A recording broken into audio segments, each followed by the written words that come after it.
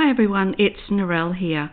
Today I want to show you how to use the line effects feature in Silhouette Studio to create internal lines on text that you want to use with the We Are Memory Keepers foil quill and your electronic cutting machine. Before I go any further, I just wanted to say thank you to Kay Hall, who alerted me today after I had just uploaded a video showing you how to do this in a different and more laborious way. She alerted me to the fact that there had been an update to Silhouette Studio that I hadn't known about, making this process much easier. So thanks, Kay, for letting me know. Now, as you may know, the foil quill works in the same way that a pen does, in that it draws around the outside of your text, leaving the inside of the letters unfoiled. So if you want your foil text to have more of a solid appearance, you can add extra lines to the inside of those letters, and they'll also be foiled. And that's what I'm going to be showing you how to do here. So I'm going to be showing you how to do this with both a cursive font and a non-cursive font. So first of all, I'm going to go to my text button here, click on my mat, and then I'm going to type a word. So we'll type the word silhouette. And then I'm going to select that word and copy and paste that. So I use Control-C to copy and Control-V to paste. And I'll just bring that one down here out of the way. So we're going to start on this top one here, and this is going to be my non-cursive word. So I'm going to go up to the top and I'm going to change that font to something else, and I'm going to select a font called Jill Sans Ultra Bold.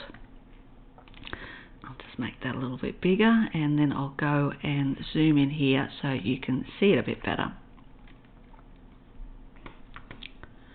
So I have my word selected, and now what I need to do is go over to the right hand panel over here, and I'm going to select this button here, and when I hover over that it says open the sketch panel. So we're going to click on that one, and that brings up this box here. So what we're doing here is we're going to be adding a line effect to this text. Now there's a few different ones there, and some will work better for the foiling purposes than others. The main ones that you'll probably find that you'll use will be the second, third and fourth one here seem to be the ones that are the most useful, and also this one down here. But you can use any of these that I know of, and they'll do similar things. So for example, what we're going to do is we'll click on this second one here, and that's going to basically put in a cross hatch pattern onto that text. Now you can go down here to the spacing, and you can make the spacing between those smaller, and when you do that, that means that you're going to have more lines for the foil quill to foil. But keep in mind that every single one of those lines is another line that your foil quill has to draw. So the more lines you have, the longer this is going to take to actually draw. So you probably won't want as many as what I've got there. So I'm going to change that spacing and just bring that back out a bit, and I'm going to leave it at about that. So that's one of the patterns that you can do. The other thing you can do here is you can change the angle of those lines. So if we move those, you can see that they're now moving to a more of a diagonal pattern, and then as I keep going, it's going to then go back to vertical or horizontal. So there's a couple of things there that you can do to change the actual pattern that you've got on that text. So let's have a look at some of the other options that you can do here. So we'll go to this second one. So now instead of having the crosshatch, we've actually just got horizontal lines. If I change the angle to that, I can make those diagonal, or I can make them vertical, or anywhere in between. Okay, and again you can change the spacing there to give you more or less lines. And now we'll go and try one of the other patterns. So this one here is another good one that gives you that look of just having traced inside each of those letters. And this is basically the look that we achieve if we use the internal offset, but this is so much easier than doing the internal offset because it does all the work for you. So again, you can go and change the spacing so that you have more spacing or less spacing between those. So keep in mind again that the foil quill is going to draw over every single one of these lines, and the more lines you have, the longer it takes. So I'm going to bring that one down to about, I think I might go down to about 0.35, and I think that looks pretty good. And that's the pattern that I'm going to stay with. But by all means, go and play with the other patterns that are there and see if there's one that works better for your purposes. So the angle on this one is one that I can't change, and that's on this feature here, but the angle works on some of the others. So that's what I'm going to leave that one at, and then I'm going to go down here and I'm going to work on this second one. Now on this one here I'm going to be using a cursive font, and I'm going to be using one called Samantha Craft. Now Samantha Craft is a new font to the Samantha family. It was released in January of this year, 2019, and it's the same font as the Samantha Upright, but it's a bolder version. So if you find that Samantha Upright is a little bit too fine for some of the projects that you make or you cut, say for example if you're cutting something out of vinyl and you find that Samantha Upright's a little bit too flimsy, have a look at the Samantha Craft font because it's a little bit bolder, and that may work a little bit better for you. So I'll put the link to that one down in the comments below. So I'm going to select Samantha Craft, and I'll make that a bit bigger so we can see what we need to do here. Now this font needs a little bit more work than the one above, and the reason for that is because it's a cursive font, and the letters in a cursive font will all join together, and you can see where each of these letters has joined onto the next one, it overlaps. Now, as it is at the moment, if you were trying to cut something like this out, it would actually just cut that little piece out. And we don't want that to happen. We want this one to be one nice flowing word.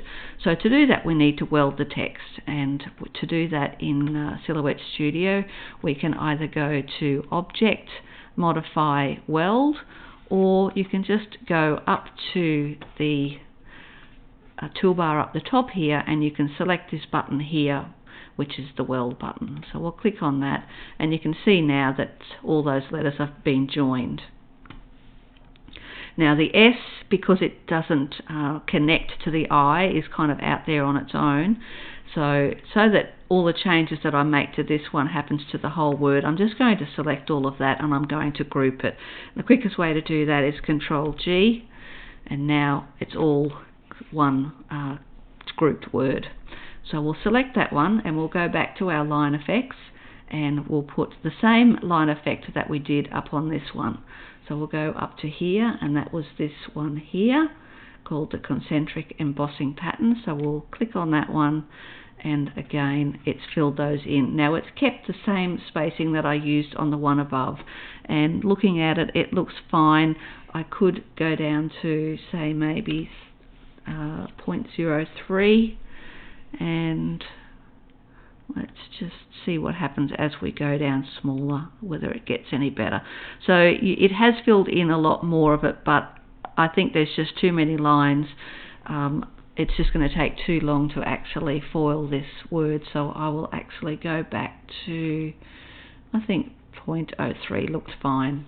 And of course, depending on which foil quill tip you use, if you use the bold tip pen, it's going to foil a larger area anyway. So we'll leave that as it is. So now that we've got our text filled, there's a couple of things we need to do before we can actually get this into our Design Space software. So we're going to click on this first one here, and what we need to do is just go back to our line effects panel here and then click this release effects button at the bottom. So we'll click that. So you don't actually see any changes at this point, but if we don't do this step, it won't transfer properly into Design Space. So we'll go down here and we'll do the same thing here, and we'll click on Release Effects. So now that we've done those two, there's one final thing that we want to do. Now each of these lines in this text here, when we transfer that to, if we transfer it as it is to Design Space, each single one of those lines is going to be a layer in Design Space, and the more layers you use in Design Space, the slower Design Space is going to be. So what we want to do is we want to change this so that it's all one layer. So to do that, again, we just go and select that word, and we're going to go up here to Object and then select Make Compound Path. We'll do the same to this one down here, Object, Make Compound Path. And now our text is ready to save into a format that we can import into Design Space. If you're a Silhouette user, you don't need to worry about the steps that we're going to go on from here, because you can just save this as a Silhouette Studio file and then connect up to your Silhouette Cameo and go ahead and draw this with whatever tools you use, whether it's the Silhouette pens or the Foil Quill. But for Design Space we do have to do a couple of other things. So let's start with this one. I'm going to go up to the File menu and I'm going to select Save Selection. And I'm doing that because I don't want to save this whole, these two words as one design. I want to save them each as separate files. So I'm going to, as I said, I'll select File, Save Selection, and then Save to Hard Drive. So we'll give this a name. We'll go Line Fill 1, and it's going to save this as a Silhouette Studio version 3. So we'll select OK, and then we're going to go and do the same to this one. Select File, Save Selection, Hard Drive, and we'll call this Line Fill 2 and select OK. So that's all we need to do in Silhouette Studio, but as you know, you can't import a Silhouette Studio file into Design Space. You need to make this into a format that Design Space can upload, and that format is SVG. So how do we do that? If you have the Silhouette Studio Business Edition, it has the option to save as an SVG, but it's the only Silhouette software that can actually do that. The version that I'm using, which is the Designer Edition, doesn't have the option, and the basic free version also doesn't have that option. For those of us that don't have the Business Edition of Silhouette Studio, there is a great site called Ideas R Us Software that converts Silhouette Studio files into SVGs, and I'll put the link to this site in the information below this video. Now this site gives you 10 free file conversions each day. Once you use up your 10 conversions, you will need to wait for the next 24-hour period to then get another 10 free. So what we need to do is we go and we click on the Choose File button, and then we go and look for that studio file that we created. So I'm going to click on this one here called Line Fill 1, and you can see that that's a Silhouette Studio document. So we've clicked on that, it shows Line Fill 1, and then we click the Convert Studio to SVG button.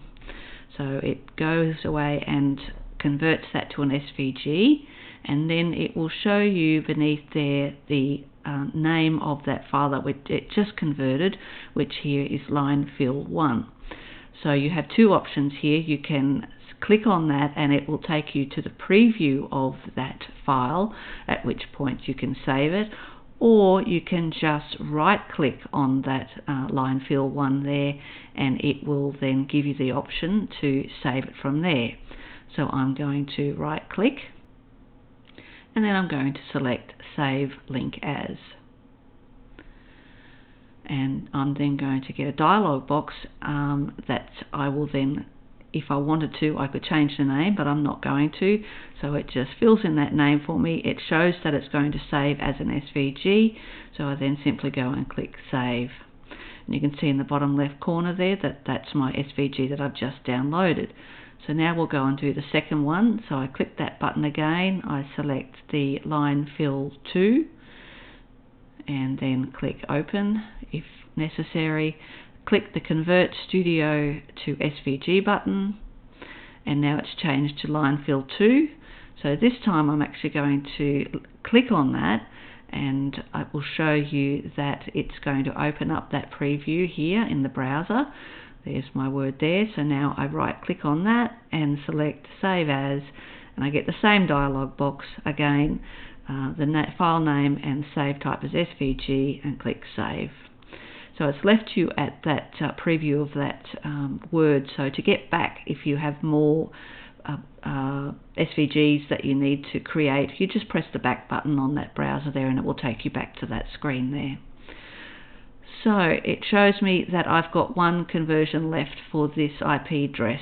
So that means that I now need to, after I've used that one, I need to go and wait for another 24-hour period before I can then go and do some more converting. So now I'm going to go to Design Space and we're going to upload those 2 files that I just created. So I go to the upload button and then click upload image, click browse, and then I'll go and find one of those files. So I'll select that line fill 1 SVG first. So I'm going to select that one, and it's going to come up here and you'll see the preview of that file. So now I just need to go and click save, and that's going to show me that that file has now been uploaded into my recently uploaded images. And now we'll go and we'll select that second one. So we'll click the upload image button again.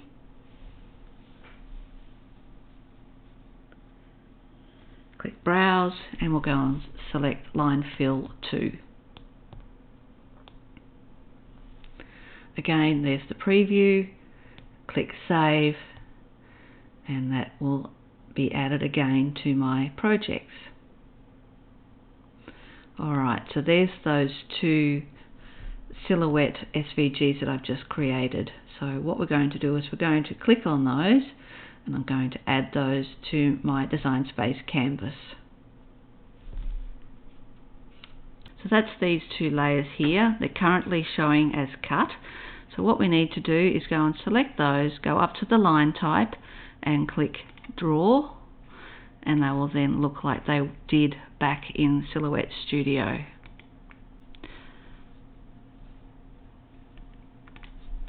So there we go. Now over on the right you can see I've got this one here called Hatch Fill 2, and that's one that I did previously.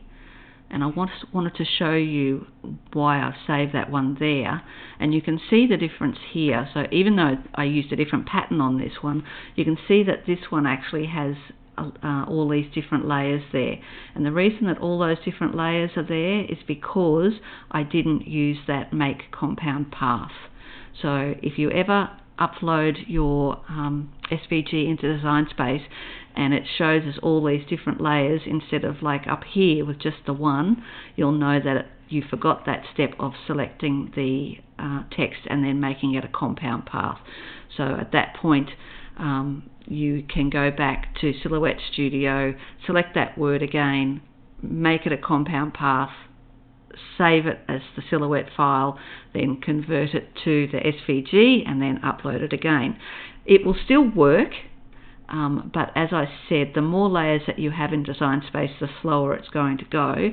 And you'll also have to remember, if you do upload it like this, you're going to have to go down the bottom here and click attach, because if you don't click attach, all these lines are going to be all over the place on your mat. So let's go and have a look and see what that looks like. So with my 3 words there, I'm going to go up to make it, and you'll see what's going on here. So there's the 2 that I've done correctly, and I can move those around to wherever I like, and then I would position my foil over those 2 places. And then on this one here, you can see that it's put all of these in or out of order. So it now doesn't say silhouette, it's put all those words into, all those letters into different order. in basically what it calls paper saving mode. So just remember that if you don't attach, that's what's going to happen. So if I go back here now and I select that and I click attach and then go back to make it, we'll go back down here and it's now in the correct order. So there's just a couple of things that you'll need to look for. So that's basically all I wanted to show you. If you have any questions, please feel free to drop them into the comments below and I will come back and answer them for you. I hope that this was helpful. Please, if it was, I'd love it if you would like and subscribe to this video. And yeah, sure, if there's anything else you would like to know, please let me know. Thanks for watching and I'll see you next time.